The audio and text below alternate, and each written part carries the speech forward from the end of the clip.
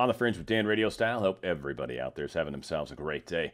Crazy's just moving right on into crazier. It's, of course, Red October. Got a lot going on. Obviously, if you haven't heard the news, Trump has tested positive for the COVID. It's kind of interesting how that plays out. We've got a couple Q posts we're going to get into and then kind of really try to paint this picture with a brush, a little detail to it. We'll see how this plays out. Post 4805, where we left off last, we've got a YouTube video that I'm actually going to play 12 seconds of, something like that. How many times must it be said? Pushed every single election. Why? Divided we fall. That's what we keep saying. Divided we fall. And what they're talking about is, what are they pushing? It's the whole racism thing. The whole, will you say that white supremacy is bad? Will you say that the Proud Boys is bad? Will you say that? Because every single election, every single year, and quite frequently throughout the year, they keep saying that Trump is racist, even though there's really a lot of video images and all sorts of things from his past, hanging out with rap stars, all sorts of crazy stuff. I mean, he's been all over the place. Sports people. I mean, so he's been around people of all walks, all color, all creeds, his whole life. It's just kind of how his life's played out, and there's ample evidence to suggest that. But the media and deep state love to try to pin anybody that's on the right, anybody that's right-leaning, anybody that sort of supports Trump, anybody that doesn't hate Trump is considered a racist, a misogynist, a sexist, an anti-climatist, whatever the argument is at the moment. The second they can identify you as somebody that's on that side of the fence, the names come out. And here we are in that very same situation where Trump, and we've got evidence of this coming up next, in 2016 was asked by Chris Wallace the exact same question that Chris Wallace asked him this year, and we'll see that play out. So they bring it up all the time. And this particular video that he's sharing is from August 14th of 2017. Again, I think I can get away with playing just a few seconds of this, but let's check it out. This egregious display of hatred, bigotry, and violence, it has no place in America. That's probably all I can get away with playing, I think. We'll see. But that being said, he calls it out. He's called it out numerous times. White supremacists, Proud Boys. He even said, stand back, stand, these are people that are supporters of Trump. Now, the Proud Boys fortunately get it, and they understood what was happening. But it is very funny how the deep state does this. They don't call out Antifa. And I'll tell you what, it's not these people on the right that are going out and burning stuff. It's Antifa. They carry flags. This whole idea that Antifa is just an idea. All right, well, if that's the case, so is QAnon. QAnon's an idea. We don't even know who this person is. There's no direct leadership per se. We don't know. But apparently, yeah, there's an individual that's got the ability to talk. Who knows?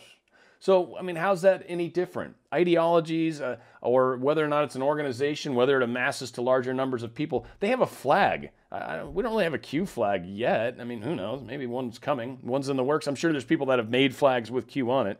But that being said, it's kind of the way things are playing out. It's the way the deep state likes to point the finger, and they're going to be doing a lot of that, especially with Trump coming out with a virus. Got some stuff to talk about that too, so stay with me. 4806, next post. Got this great David Rubin post, or tweet. Democrat Party con. Democrat Party playbook. Who are the real racists? And I mean, seriously, it's a great question to ask in a lot of these cases. The world is truly waking up, though. People are seeing what is happening. This is an awesome little 1 minute, but this was Chris Wallace asking Trump the same question in 2016. And again, he asked the point, does any journalist want to share this? Let's check this out. This is a great minute worth of audio here. I totally disavow the Ku Klux Klan. I totally disavow David Duke. I've been doing it now for 2 weeks. You're probably about the 18th person that's asked me the question. It was very clear. That question was also talked about in the form of groups. I want to know, which groups are you talking about? You have to tell me which groups. Ultimately, he got to the Ku Klux Klan, which obviously I'm going to disavow. And by the way, if you look on my Twitter account, almost immediately after the program, they were disavowed again. You know, it's amazing. When I do something on Twitter, everybody picks it up, goes all over the place. But when I did this one, nobody ever picks it up. Take a look at my Twitter account. Thank you, sir. Okay, thank you. Thanks. Senator Rubin. Are you willing tonight to condemn white supremacists and militia groups and to say that they need to stand down and not add to the violence in a number of these cities, as we saw in Kenosha and as we've seen in Portland? Sure, Are you I'm prepared willing to do specifically? that. Here's the thing, folks, and I think this is what's obvious and to everybody. Truly is. And even people that are sitting on the fence, even people that were mad that he interrupted as much as he did, this is the thing that people see. Trump has said this type of stuff many, many, many, many times. There's all sorts of evidence of it. Does the mainstream media play it? No. But the people that are actually curious, the people that are wondering, the people that are going to change their minds, the people that are waking up to what the Democrats are doing, they see it. And yes, they are finding it. Because that's what's happening now. The deep state keeps trying to play it one way. The reality of it is that's not what's going on. Trump has called these guys out numerous times. When they asked Biden straight to his face about Antifa, he didn't downplay it. He didn't say they should stop. He didn't say anything. He said, all violence shouldn't happen. But again, all the violence they talk about, they blame it on the right. The right is maybe 0.1% of the violence on the streets. 99.9% of the violence is Antifa and this BLM movement and protests and riots and all sorts of crazy stuff that's happening around that, and now even enhanced crime in some areas because of the way things are playing out. Again, they label everything onto Trump. It's everything's Trump's fault. 100% of everything that's wrong is Trump's fault. In fact, I've got a small story towards the end. California's having a bunch of earthquakes right now. Probably either Trump's fault or global warming. I'm sure of it. We're going to see what the friggin' governor says one of these days because, anyway. Breathe in the good, breathe out the bad. So that was this kind of also ties into the whole thing because this is actually very interesting. So Kyle Rittenhouse's lawyer, Lynn Wood, is suing the Biden campaign for libel. Now, we get a couple examples here, and I want to share both of them because it's very, very interesting, and this is the difference. And Biden will definitely be in trouble on this one, or his campaign will anyways. Biden probably won't ever get in trouble for any of this. So here's the difference, and there's no way to put it. Yeah, so anyway, let's check this out. It's 50 seconds. It's pretty good.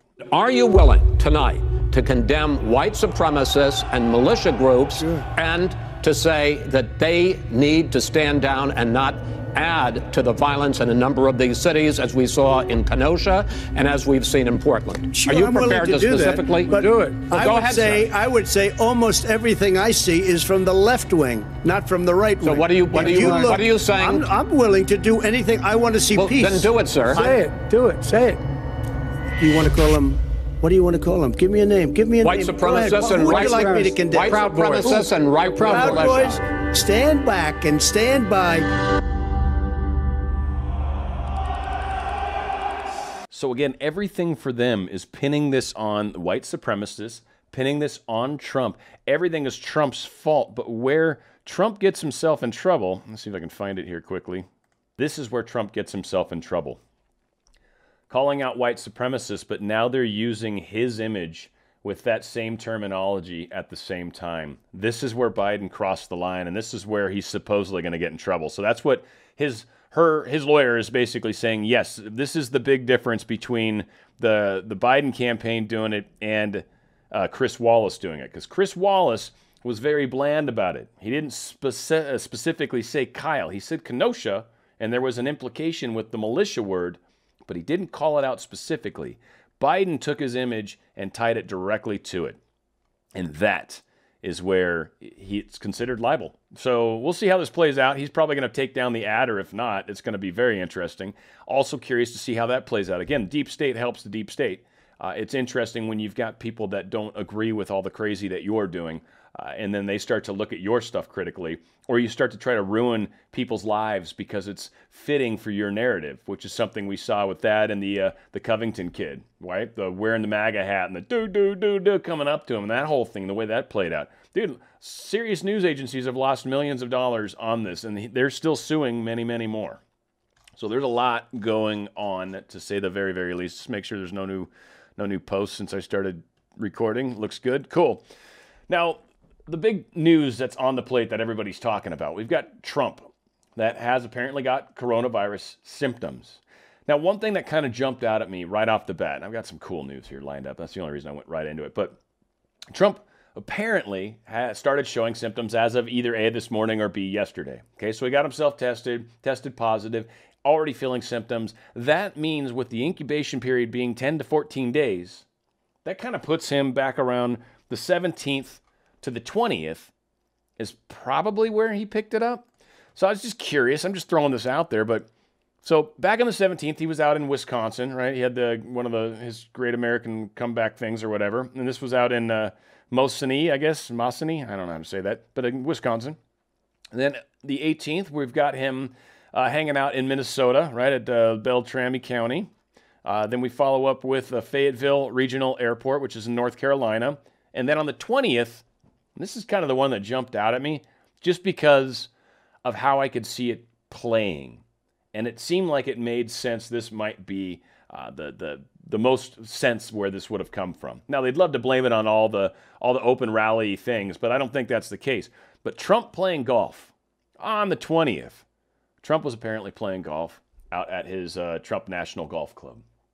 And I'm very curious who all was hanging with him that day, who all was close to him. You know that the deep state's been wanting him to get sick for a great amount of time now.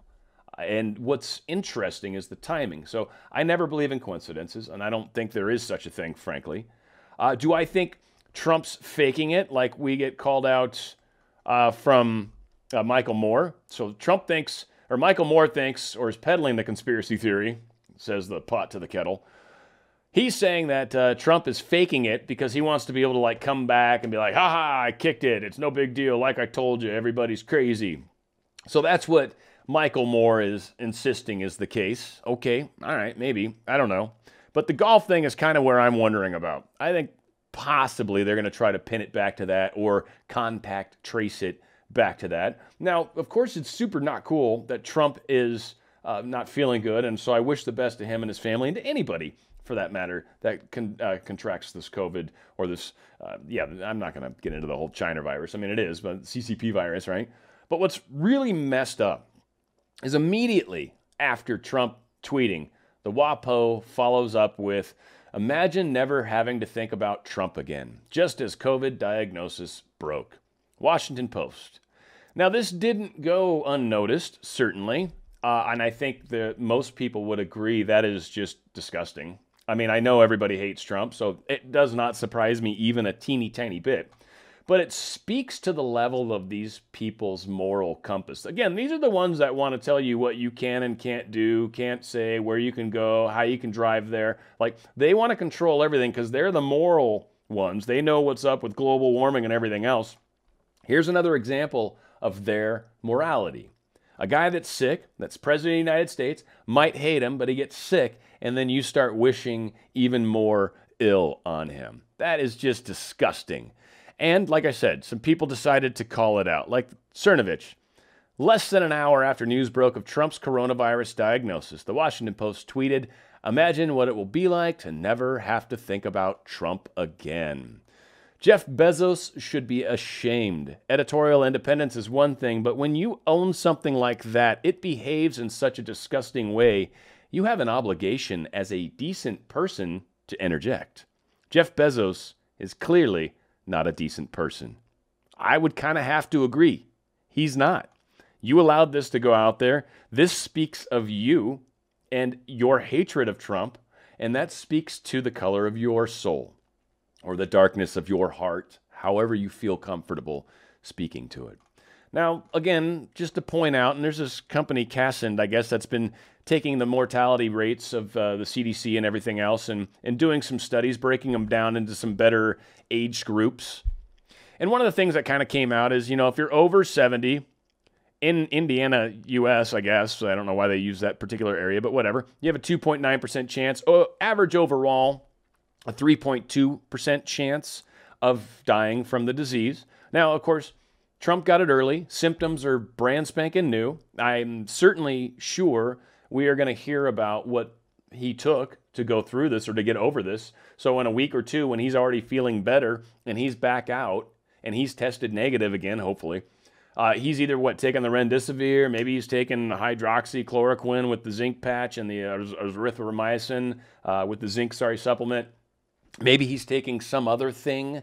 Who knows? But we're going to hear about it. So, I mean, Michael Moore, his conspiracy theory isn't necessarily right, but what the conspiracy theory, and this is when the deep state does conspiracy theories, is meant to mislead.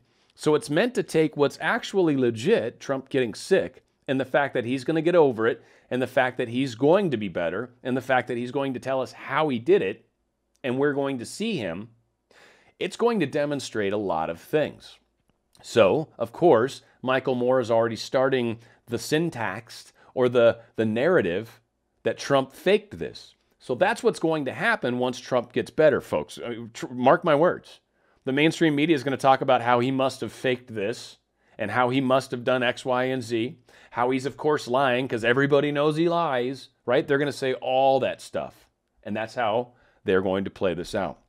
Long story short, Trump's got an extremely good chance of being fine.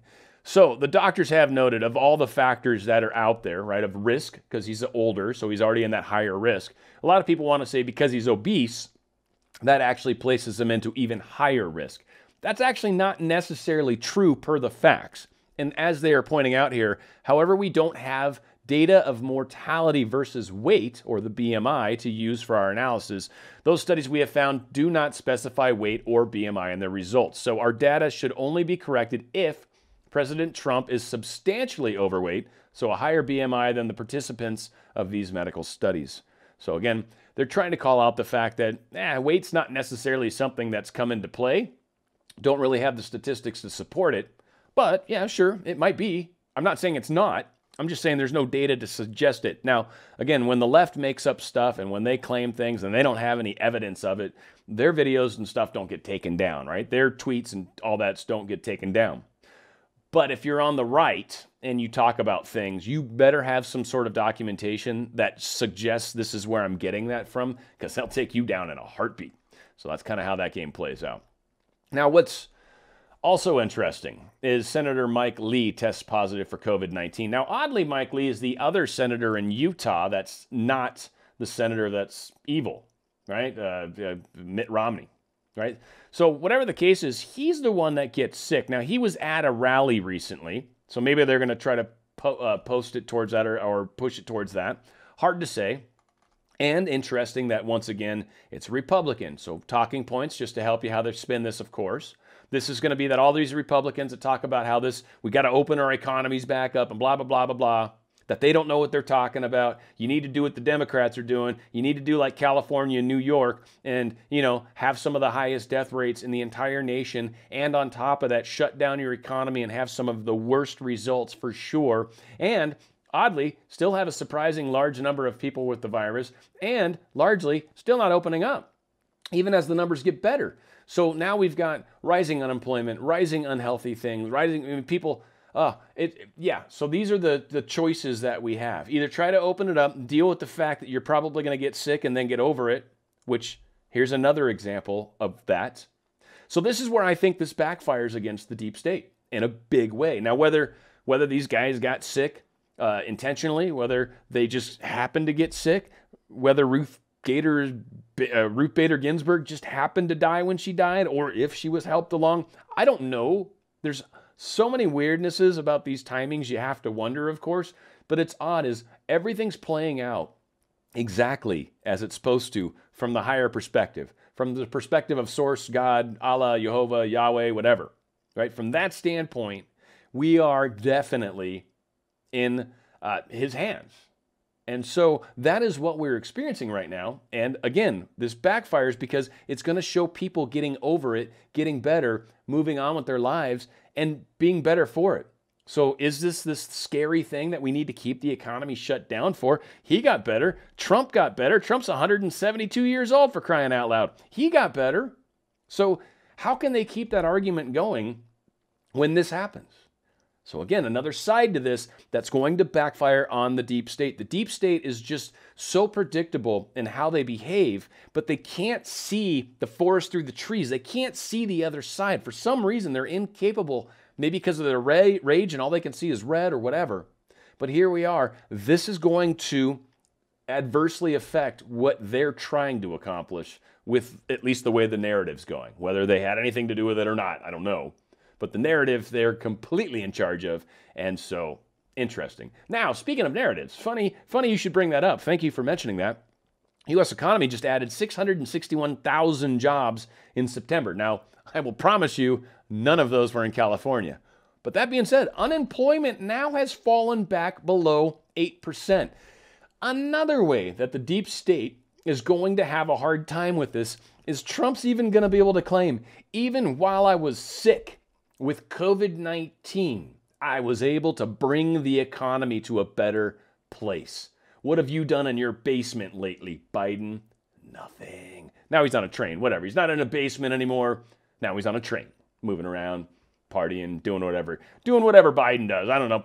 Do you think he has tennis balls on his walker? I'm thinking he does. I think it makes it easier to scooch along. Not sure. I'm just wondering. Don't know. But anyway, yep, 7.9% is where our unemployment rate is as of, what was this, as of August? Oh, September. Thank you. Wow. So, do I hate Gavin Newsom? I don't hate anybody, but I really dislike him very, very much. Yes, indeedy. He's actually got a cool little nickname. I'll see if I can find that again because it's very, very funny. Here it is, Mussolini. That's what I guess some Californians are calling him. I hadn't started calling him that until, well, right now pretty much because I already forgotten Mussolini, but that is funny to me. So, what is Mussolini doing now? He's added this new, it's like to reopen, like back in the day, it was like, all right, if your county's numbers get to a certain place and there's a safety level and you can do the clean and all that yada yada, bada bing, bada boom, open up, you're good to go, right? Start off 25%, 50%, whatever the heck, right? You had your little steps and stages and whatnots. Well, no, so just because that's the way that a state that is completely Democrat run, there's absolutely zero Republican voice that can stop any of these things, complete governor or Democrat mayor. So our state is a perfect example of what the United States government will look like if it ever becomes fully Democrat. It will suck for everybody, I assure you. You might think it's awesome and full of rainbows and glory and Skittles rain from the sky. That's not what's going to happen because they moved the goalposts again now for small business owners, people that need to open their businesses to keep their businesses alive so they don't just go bankrupt and have to walk away, so they can actually make money and so they can have employees that can make money. Like there's a whole, and then pay taxes. Oh my God, the number of taxes, the amount of taxes that we have to pay here. But nope, we keep them shut down. So the state's not even getting that. So what did they do to make it even harder? They added racial equity measures. Huh? Yeah, I know. That's California for you. It's what the nation's going to be. It's what the nation's going to be if you let this happen. So Newsom, or Mussolini, is really stretching to find excuses to keep businesses closed and Californians unemployed and reverting to race pandering, says this Jennifer Van Laar. So what's going on right now? Now the more counties are set to move out of the most restrictive tier, Newsom's changed the game again and has added an equity requirement. Counties must also meet before they can move down a tier. From the California Department of Public Health website, for a county with a population of greater than 106,000, which like all of them do, like, I mean, seriously, this is California. This is a ridiculous number of people in this state. So the equity measure, they must ensure that the test positivity rates in its most disadvantaged neighborhoods, as defined as being the lowest quarterly of the Health Place Index census tracks, do not significantly lag behind its overall county test positive rate, as described below. Now, this is very interesting to me because when you think of something, when you think of where a lot of the rioting and protests are coming from, you know, the ones that are running around without masks and oftentimes throwing Molotov cocktails, not always, sometimes very peacefully protesting, but not always. And sometimes the ones that are actually throwing the Molotov cocktails, minus the Antifa thugs, because they're usually like rich white kids, but the ones that are actually protesting and really truly pissed off for the racial inequality and all those types of things, generally speaking, these are the neighborhoods that they're going to be in, right? They're going to be in these, most disadvantaged neighborhoods. Now, I don't mean to stereotype everybody. I'm not trying to be like that, but I'm probably assuming 50% plus. So that's okay to do that, but you can't get together in any other way, and you can't stop this from happening in any way because that's not okay. So again, it's just one more example of how they're going to manage to keep California closed. And then on top of that, by the way, to even be able to open, you have to submit a plan that, one, defines its disproportionality impact to populations, a study that will cost you lots of money. And two, it needs to specify the percent of its COVID-19 cases in these populations that are in these disproportionate. So not only that, for a city or county to be able to even open, they now have to spend gobs of money to do a study so they can actually find out it's okay to even move forward. More restrictions, more government bureaucracy in the way of common people trying to run a business. That is what you get when you vote Biden-Harris. That is exactly what you will get across the entire country. You will get Mussolini. In fact, they'll probably put him in one of their crazy little places, and that's what you'll get to experience. So there you go. Just so you know, just wanted to give you a little taste of what's to come. Mark Zuckerberg's being sued. Check that out, huh? Yeah, very cool. He's being sued for messing around in the 2020 election. I love when they use this picture because it just it makes him look evil. Just that black and white, like that soulless quality really comes across when it's done up. It's a great picture. Love it. So anyway, according to this press release issued by this Armistead Project, the Thomas More Society, Silicon Valley is using a cover group known as the Center for Tech and Civic Life, the CTCL, to deliver large cash infusions to numerous key cities in at least 4 swing states. This money is reportedly being used to buy more blue voters in order to tip those states in favor of Joe Biden and Kamala Harris. Now, the plaintiffs in this case have alleged that this funding operation violates a federal law known as the Help America Vote Act, which prohibits local governments, including cities, from accepting election grants without state legislative approval. The purpose of this prohibition is to prevent governments from playing favorites in the election process. So, Zuckerberg is being sued for screwing around in these processes. Probably some other tech giants as well. We'll see how that starts to play out. Now, finally, a cool little article about the way everyone's panicking these days, right? And it is 2020. This is the year where it seems like everything came off the rails, right? If there was a year to say a train wreck is happening, booyah, we're in it. This is awesome. Crazy year. So what else is going on? Well, right now in California, they are having a bunch of earthquakes in this particular area. Now, this is called the Salton Sea, or the Great Salton Sea. I think it's the Salton Sea. Maybe I'm just wrong there. In fact, my grandpa used to live out here, and I have literally walked upon this red line, which is the San Andreas Fault. And I'll see if I can just scroll back out a little bit. This red line is the San Andreas Fault, which is the one where California is going to slide off into the ocean. And as you can see, a huge chunk of California will indeed do that. Pretty much right where I live. I'm down around here. So, yeah, I'm toast. It's good, though. I got a nice view. I'm up on a hill. I'm going to see it coming, the tidal wave coming up. It'll be so awesome. It's going to be fun. I'm looking forward to it. That being said, we got a lot of earthquakes down here, and people are kind of panicking. Now, I will say that it looks like the biggest one's about 3.4, which 3.7, right? I mean, if anybody that's lived out here for any length of time, that's like you barely feel it. But it is interesting that there are a lot of little quakes happening in this particular area. And as I said, I've driven over the fault here. It's literally it's very cool because it's about probably about a 10-foot high like cliff that you literally can just see for miles. Like you can stay, and it's like 10 feet lower on the one side and 10 feet higher on the other, and like for miles. It is very, very cool. It's very, very cool, in fact. So anyway, something that people are worried about. And of course, they're afraid that this is just the big one coming. Again, I kind of want to point out, I mean, if it is, it is, but we get earthquakes here all the time. It's like Japan. We get a lot of earthquakes in California, and sometimes they come in swarms. I'm like, there's a swarm of quakes. But, yeah, sometimes we also get some really big ones, and they're a little scary when they happen, but, it is what it is. That being said, everyone panics the second it happens. Deep State starts running with the fear factor, right? It means that the big one's coming, the big one's coming. Again, I'm waiting for Mussolini to come out and say that these earthquakes are because of global warming. That's why all these earthquakes are happening. I mean, again, it's ridiculousness, but from the standpoint of Mother Nature / God talking, it is kind of interesting that we're getting a neat little swarm in a very specific little place that can definitely have some repercussions if it's allowed to. So, just wanted to bring it to your attention. I thought it was worth it.